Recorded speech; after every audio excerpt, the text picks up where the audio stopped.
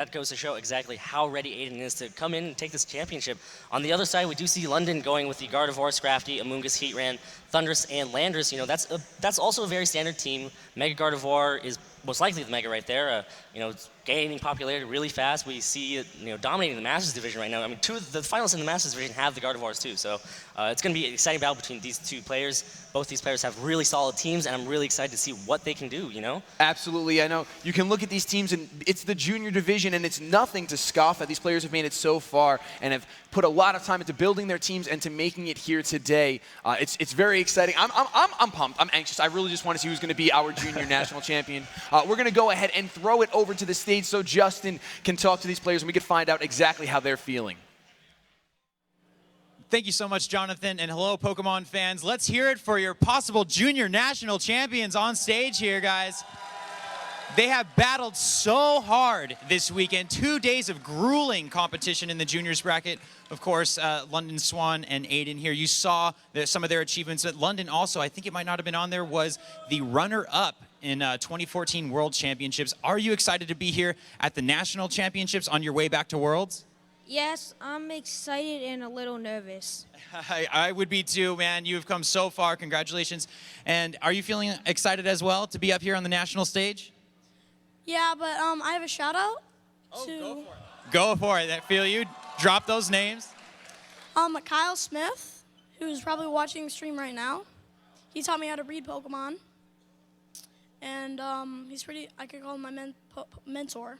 Wow, that is awesome. Talk about that camaraderie in the scene here. I think all of us have learned how to play Pokemon from someone else at one time or another. So big shout out to Aiden's homie there.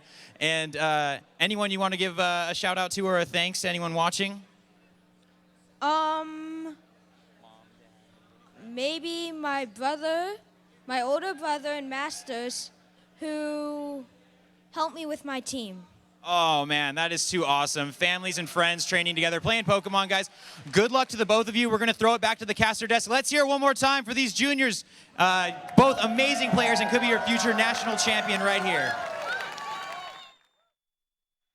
Well, thank you so much for that, Justin. It really is heartwarming, honestly. I'm a little bit of a sap myself, so it's really, really cool when trainers want to shout out people that have gotten them into the game or help them get where they are. It's such an awesome thing to see that Pokemon transcends age and you can build bonds with anyone. Yeah, absolutely. And I'm pretty sure that the people watching at home, London's older brother or Aiden's friend right now watching either from home or they might be here. I mean, they're probably really proud to see that their loved ones are up on stage right now, playing for the national championship. So, that must be really heartwarming. Absolutely. There's a lot on the line, as we stated before. You have the pride of being the champion. You have scholarship awards out the wazoo. There's so much that the Pokemon circuit gives to us besides the camaraderie. You get just that pride of being the champion, the national champion. It's going to be so awesome. I know our players are getting ready on stage.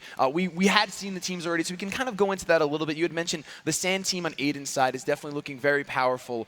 You can see he has the Tyranitar, which is going to set up his Sand. He's got Excadrill to take advantage of that. And of course, Excadrill kind of puts on a little pressure for that Gardevoir we were mentioning before on London's side. Yeah, Excadrill is going to be hitting Gardevoir very super effectively, and the fact that Tyranitar gets that Sand up, that's going to allow Excadrill to paddle through the Sand really fast with that Sand Rush ability and hit Pokemon really fast and really for a lot of damage. I mean, Excadrill is one of those Pokemon that doesn't have to train too much in speed since it's already getting that speed boost and instead focus on attack, maybe a little bit of bulk if it really wants to.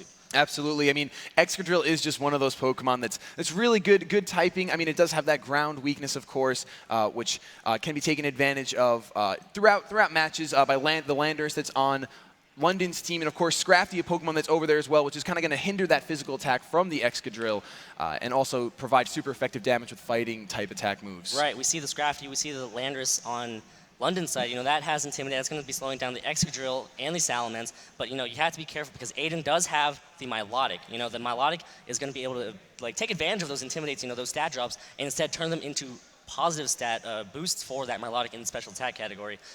We did see Milotic yesterday in the Masters division. We saw it get a lot of boosts, and this is one of the reasons why Milotic's actually become really popular.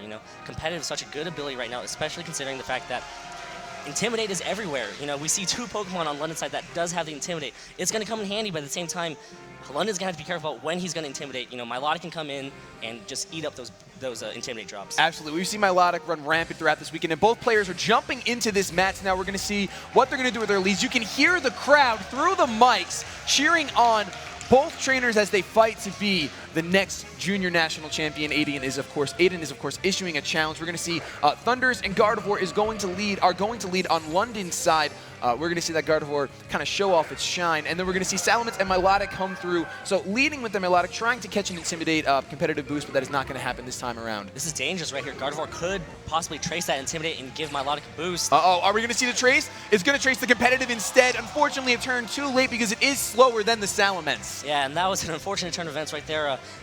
Right now, I think Aiden's a little bit excited that, you know, the Gardevoir didn't trace that Intimidate, so, you know, Aiden kind of coming out of that a little bit with the edge. Absolutely, we're going to see both players make their moves very fast. Salamence is going to get out of there as Gardevoir does Mega Evolve. Now, Aiden's going to have to be very careful about if he decides to bring in, actually he doesn't have to because the Gardevoir did Mega Evolve and lose that trace competitive ability. So we're going to see exactly what both players want to do. Gardevoir is just going to go on the safety and go ahead and protect itself, making sure it doesn't take any damage. Thunder Wave is going to come out and it's going to paralyze the Aegislash. Although it is already a slow Pokemon, a secondary full paralysis is never something you want to deal with throughout a match. And Milotic's just going to go for Recover, expecting a hit, but no hit was given in that time. Yeah, and one of the things that London really tried to do there was that, you know, try to slow down that Salamence. Salamence is a really problematic Pokemon for London's team right now. It's going to be able to outspeed that Gardevoir and hit it really hard with possibly an Aerial Double Edge or Return, whatever move it really chooses to use. Absolutely. We're going to see the Milotic go for the Protect as Thundurus goes for the taunt on that Aegislash, preventing it from using any moves such as King Shield. It can only attack at this point. We're going to see Aegislash, though. It is going to change stances, go on the offensive. Who will it target down with this Flash Cannon? It looks like he's going to be targeting down the Gardevoir. It's going to do a lot of damage, but leave it at 40 HP, not able to pick up the knockout there. Yeah, so good position right now from Aiden. You know, he's done so much in the damage tray right now, all at the cost of getting Aegislash paralyzed. Gardevoir right now on the edge of getting knocked out right here. Most likely going to go down unless London decides to do some switching or some protecting with that Gardevoir. You know, Aegislash will probably be able to survive any attack from that Gardevoir. You know, that Steel typing is coming in such handy for that Aegislash, and we just see Aegislash withdraw. Absolutely, yeah, I was going to say Aegislash is just going to want to play as safe as possible. It's not in its shield form, so it's going to want to go back to its trainer, and Ludicolo is going to come out in its stead. Thundurus is going to go ahead and go for a Thunderbolt, connecting on the Ludicolo because he gets the para on the Thunderbolt.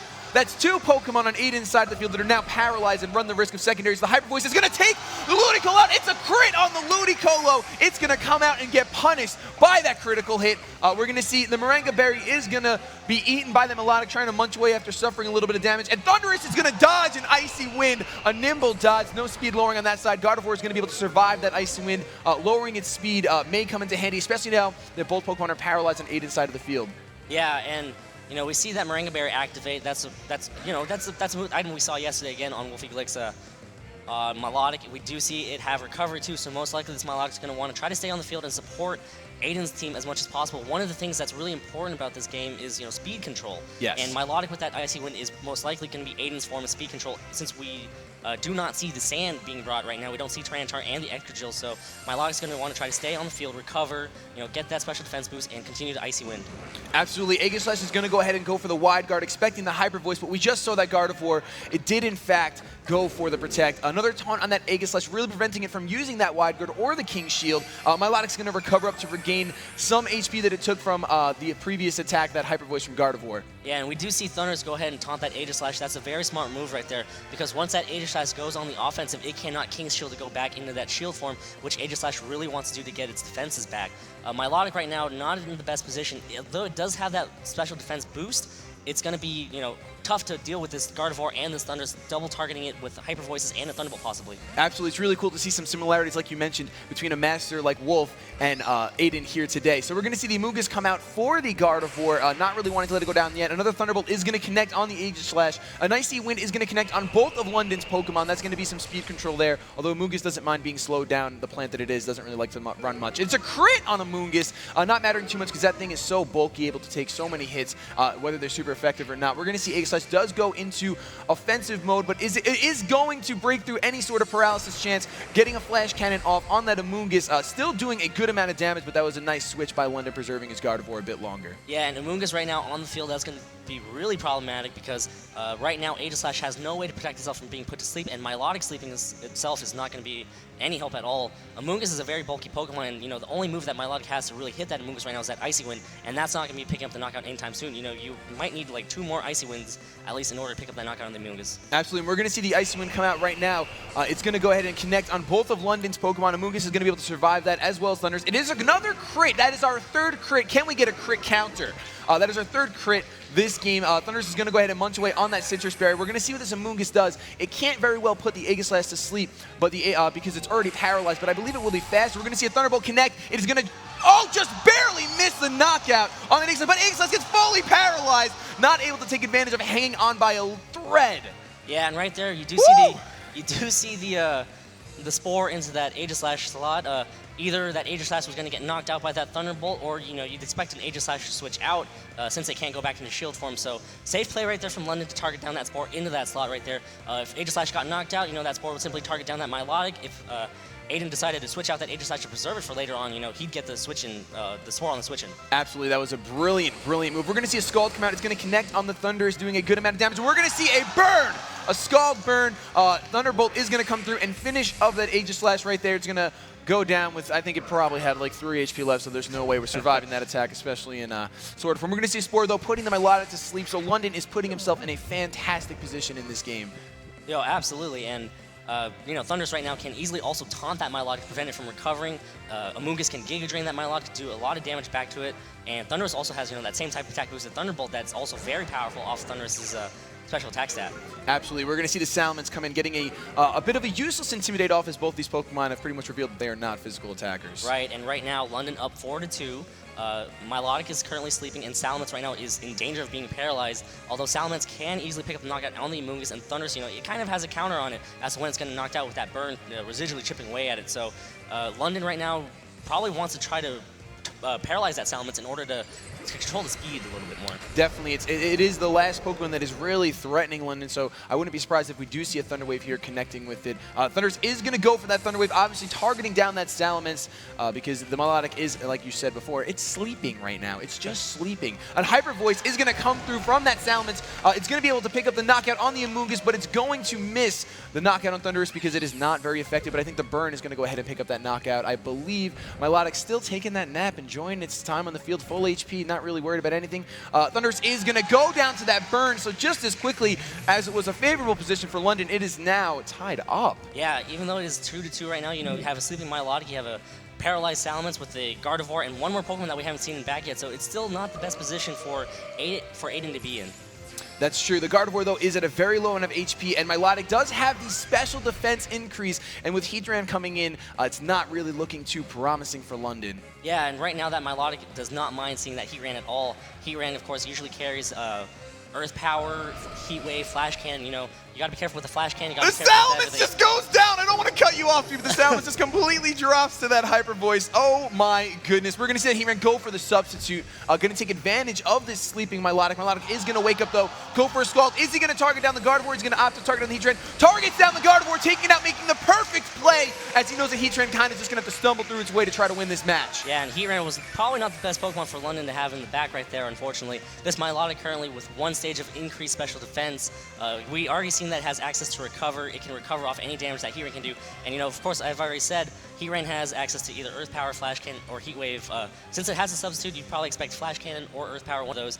And Heat Wave as the other move, but Flash Cannon and Earth Power can possibly reduce Milotic's its special defense and give it itself a competitive boost. Yeah, activating that competitive could be pretty dangerous, as it could lead to a one-hit knockout after knocking out the sub. We're going to see a Scald connect on the Heatran. It's going to be able to hopefully take out this substitute, depending on how these trainers trained their Pokemon. We're going to see the substitute fade right there, and once again, Milotic is just known for doing two things. One, stealing my socks, knocking them off, and two, just surviving. And with this extra special defense, we'd have to see a critical hit from London's side to really put him back in a good position. We're going to see the Earth Power come through right there on the Milotic, not able to do a lot of damage, and a Scald's going to come out from Aiden's side. Will it pick up the knockout this turn? It will not pick up the knockout this turn. Yeah, and right now, Aiden is actually in very good position to just finish off this game at the end of this turn. Milotic right now just sitting pretty. If it wants to, we can recover, but it looks like a Scald should be able to pick up the knockout from this range. Absolutely. We're going to see that Earth Power connect on the Milotic, but once again, not doing enough. And we're going to see the Milotic recover just for safety. Oh my goodness, that might be just a tad disrespectful. Well, I mean, it's also a safe play because just in case that Scald didn't pick up the knockout on that Heatran this turn, that would have put Milotic in a really bad position. So, a safe play right there from Aiden just to secure the victory. Absolutely. You don't want to let a victory this close, especially when you're fighting for the national champion title, slip away just by being over anxious, overzealous, going for a Scald. But we're going to see that Scald come out after surviving Heat Power, and that Scald does pick up the knockout. So game 1 is going to go to Aiden. He is one step closer, but London is not counted out yet. That was an excellently well-played game. Oh my gosh, I can't even speak right now. This is incredible. Yeah, absolutely. And we do see London not really trying to bring his Intimidators because of, that Milotic presence, right? We saw Gardevoir, Amoonguss, Thundurus, and that Heatran, so London really scared to bring that Intimidate in order to boost that Milotic. So a good call right there from Aiden to kind of keep what London's going to be bringing in check. That Scrafty is not going to want to try to appear at the same time as that Milotic, and the Landers also doesn't want to try to appear at the same time as that Milotic either. So London he was close. He was really close. He was really close. It was a very well played game. You can hear the crowd getting pumped as we get into game 2 right now. Both players are choosing their Pokemon. Milotic, just a Pokemon being on the team, whether you've seen it or not, like you said, it made London think, I don't want to risk bringing these intimidating Pokemon because they're going to intimidate and Milotic's not going to care. He's just going to go ahead and get a competitive boost off that. Right, and then you're going to be hitting Milotic with, special attacks. That's going to activate the Moringa Berry, give Milotic another boost to that special defense, and instead you have a Milotic out on the field with 2 stages of increased special attack and 1 stage of increased special defense. That thing's going to be sitting on the field for a very long time, especially since now we see access to recover. One thing that I'd like to see is that Thundurus from London's side going a little bit more on the offensive against that Milotic. It did spread a lot of stats with that Thunder Wave. It did a lot of good things. It taunted that Aegislash, paralyzed that Aegislash, just for chances. It paralyzed that Salamence, but at the same time, it kind of just left that Milotic on the field just do whatever it really wanted to, Taunt can be helpful. It could prevent that Milotic from being able to recover all that damage that, London builds up on it, and you don't want to see that. You don't want to see yourself build up a lot of damage on that Milotic and then just have it recover it off. That's just heartbreaking. Definitely. We even saw in that first game, Aiden did go for the recover turn 1 just in case he did get hit by that Thunderbolt. We're going to see both Pokemon choose their leads. This time, Aiden's decided to go with the Sand, leading with Tyranitar and Excadrill. And we're going to see London go ahead and lead with the Amoonguss and the Thundurus. Probably going to want to try to slow things down, although we know you cannot Thunder Wave an Excadrill, so there's no slowing that thing down. Right, and Excadrill is actually a very good counter to that Thundurus, in my opinion. Thundurus can't really touch it with much. It's immune to Thunderbolt, it's immune to Thunder Wave. You don't want to Swagger if that Thundurus is carrying Swagger, right? You don't want to boost a physical attacker's attack by 2 stages. Absolutely not. And we're going to see the Salamence come in on Aiden's side. Just wanted to set that Sand up really quick, bring T-Tar back close to home, preserve it for perhaps later, not wanting to be powerless. But we're going to see a Thunder Wave connect on the Salamence. Oh, no. And slowing that Dragon down is going to be a bit of trouble for Aiden, but looking good for London right now. We're going to see a Rock Slide from that Excadrill come out. It is going to do a lot of damage to the Thundurus. Actually, it does about 40%, a very well-trained Thundurus. And we're going to see a Spore connect from the Amoonguss on the Excadrill. That fast Mole is no longer a threat. It's sleeping. It's no longer paddling through that sand right now with that Sand Rush ability. We do know that Excadrill isn't going to be moving at least for the next turn. That's one of the good things about Amoonguss going for a Spore. It's going to move after, and Excadrill is going to be guaranteed at least 1 turn of sleep. A really good read right there. A lot of these teams that do carry Excadrill and Tyranitar, the Tyranitar is most likely Choice Scarf, right? And that Thunder Wave targeting the Thunder Wave targeting that Tyranitar slot was just a little bit of safe measure. You don't want a fast Tyranitar out on the field and double Rock Sliding with that Excadrill and that Tyranitar. So good call right there from London. Go for the Thunder Wave on that slot and really punishing that Salamence switch in. Absolutely, and we're going to see Aiden try to fight through this paralysis. Mega evolving his Salamence as Amoonguss goes for the Rage Powder, which is going to go ahead and draw in all attacks that aren't spread damage towards itself, kind of leaving Thundurus hopefully not in any danger. Excadrill is going to spend its first turn sleeping. Thundurus is going to go for the Hidden Power, targeting down the Salamence. It is not going to be able to pick up the knockout right there, and Salamence is going to go for the Hyper Voice, which is going to hit both of London's Pokemon, doing a load of damage to the Amoonguss. Oh my goodness, just barely missing that knockout, but will the Sand be enough to pick up the knockout? We're going to have to wait a couple seconds to find out if that's going to be the case. Even Salamence does not enjoy the Sand that its partner brought, but we're going to see the Amoonguss go down to the Sand. That is 1 down for London. Aiden is taking a short lead. lead right here, a quick lead. Yeah, and it's always great to see an Amoonguss get knocked out because Amoonguss is such a disruptive Pokemon with that Rage Powder. We do see Hyper Voice bypass that Rage Powder though, so one of the benefits of running the special Salamence is that Hyper Voice can also get a little bit chip damage on the Thunder Sack that we saw. Absolutely, and I think right now Aiden's kind of just going to be hoping that his Excadrill can go ahead and pick up those sand paddles so he can start running rampant through this sandstorm, of course. Something you don't want to see, as you said before, with Salamence being a fast Pokemon, slowed down with the paralysis, and then Excadrill sleeping. He's kind of at London's mercy right now. Right, and right now, with Landorus Therian coming out onto the field, that's going to be able to threaten that Excadrill with a very powerful Earthquake.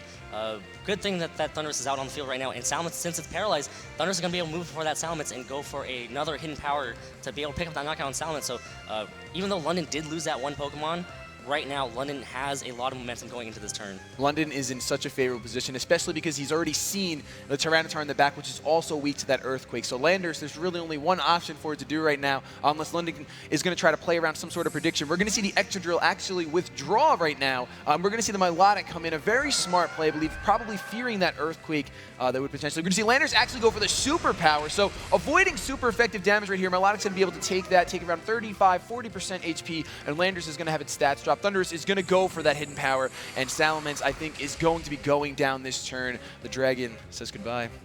And a really good switch right there. Milotic could come in and take an Earthquake, but, London instead going for the Superpower in that slot, probably expecting a Tyranitar switch or just wanted to get damage in, doesn't want to lock himself into Earthquake just yet, so good call right there from London, but an even better read from Aiden.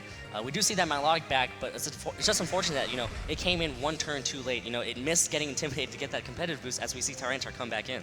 Definitely. It is unfortunate that Milotic, had it gotten the competitive boost, the Icy Winds that it can start throwing London's way would be even more devastating. Yeah, and Tyranitar coming in, that's going to be huge. We're going to see a Superpower target on the Tyranitar. It's -1 attack, but it looks like it's just barely going to miss the knockout because of the previous stat drop on the Superpower. Oh my Lanza. A Thunderbolt is going to come through and connect on the Milotic. Is it going to pick up the knockout? It is going to pick up the knockout. London is kind of just commanding this battle right now, put in such a perfect position. Rock Slide, though, is going to come out from that Tyranitar. It does get the same type of attack bonus. Is it going to knock out the Thundurus? It is going to knock out the Thundurus and do a good amount of damage to that Landorus. Yeah, so right now it's 2-2 with a sleeping Excadrill coming back in. Tyranitar heavily damaged, going to be threatened by that Landorus. We do see that Thundurus moves before that Tyranitar, so information right there for London that Tyranitar is not going to be carrying a Choice Scarf. As we see Gardevoir switch in, right now it looks like London is actually in very good position right now. Oh my goodness, this is such a, oh my gosh! Tracing the Sand Rush. Now, even if London decides to Mega Evolve, of course, speed and turn order is decided prior to Mega Evolution, so that Gardevoir is the fastest thing on the field right now. Yeah, absolutely, and that's such a good thing to pick up, especially since you're in the sand. That's always a good thing. Right now, probably going to go Mega, probably just going to go for Hyper Voice, going to be able to pick the knockout on that Tyranitar, and, just a Superpower in that Excadrill should be able to pick up the knockout right here. Exactly. We just saw Gardevoir steal those Sand Paddles, that Sand Rush ability from Oh my goodness! Oh my goodness! The Wake Up is there. I spoke too soon. Picking up the knockout on Landorus. Will the Gardevoir flinch? The Gardevoir flinches! Oh, no, and the assurance! No. I'm losing my mind right here. I am losing my mind. We're going to see the Gardevoir go down. And something we did not think would happen that fast. Aiden goes ahead and takes the 2-0 victory, becoming the national champion of the Oh my goodness, I'm losing my mind. Dewey, take it. That was such a good series between the two. Oh man. Aiden kind of came out of nowhere for that one right there. That Wake Up, we just thought that mole did not like the paddles being stolen, did not like it, went ahead and just stripped. Oh my goodness, that was incredible. That was incredible. That battle was absolutely intense, and Aiden played exceptionally well. London also played exceptionally well too. I mean, London put himself in a position to win, right? He really did. London is a solid player. We saw him play exceptionally well right there. He brought all the pieces that he needed to pick up the victory, but it's just Aiden slightly edged out London right there in that best of 3 series. That Excadrill just woke up exactly when it needed to. I believe it had already slept though for multiple turns, at least one turn. So it was bound to happen. There was a good chance of that waking up, but it slipped my mind. That Excadrill just caught me off guard. It was beautiful. It was beautiful to watch. And one of the things that happened a couple turns before that Excadrill woke up, we saw that switch from Excadrill into that Milotic. Milotic wasn't really doing too much, in that matchup anyways, right? It could sit there, but it just got knocked out from Superpower and a Thunderbolt from that Thundurus anyways. One of the important things about that Excadrill switch, it reset its attack stat. Yes. And that was enough to, be faster than that Landers in the sand and go for that rock slide, which picked up the knockout on the Landers. And it might not have picked up that knockout on the Landers if its attack stat was still lowered, because the rock type move is only neutral damage. It is not super effective towards the Landers. Right, absolutely. It's one of those situations where you got to think a couple turns ahead, just in case, right? That was